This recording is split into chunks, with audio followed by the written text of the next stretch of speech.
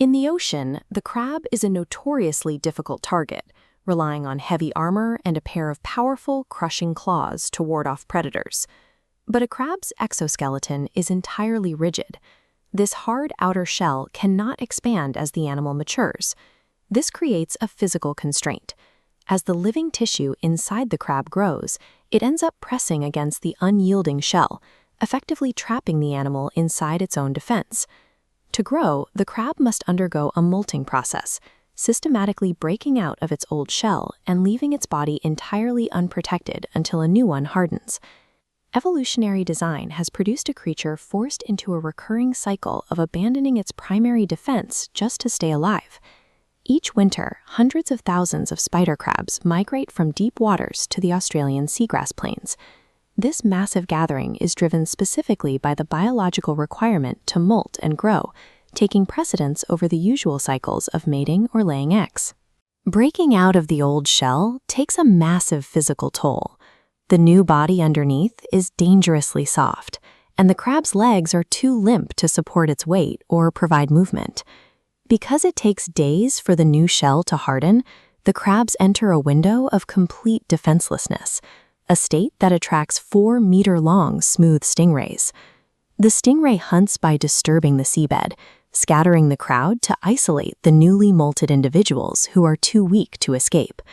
To counter this, the crabs pile on top of one another, forming massive mounds nearly 100 meters long to hide within the center of the stack. In this fragile state, overwhelming numbers serve as the only viable substitute for their missing physical armor. While biology occasionally strips away their armor, the daily need for calories forces crabs into hostile environments.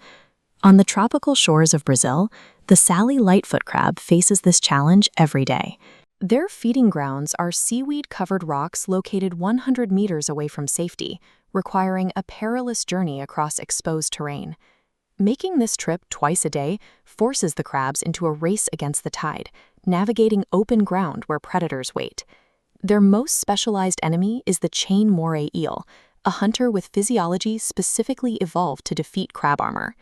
This diagram shows the mechanical advantage of the eel's bite. While sharp teeth might struggle to pierce a curved shell, the moray's blunt teeth are designed to grip and crush the exoskeleton with immense pressure. Octopuses and other ambush predators also line the route, turning the search for food into a multi-front gauntlet. For these crabs, acquiring energy requires surviving an obstacle course that tests the absolute physical limits of their protection.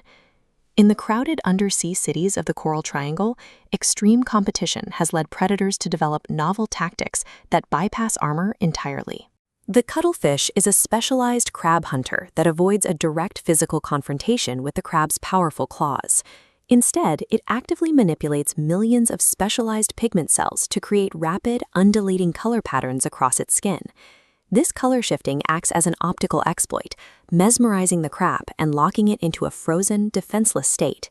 A physical shield provides no protection against neurological tactics that disarm the prey before the physical fight even begins.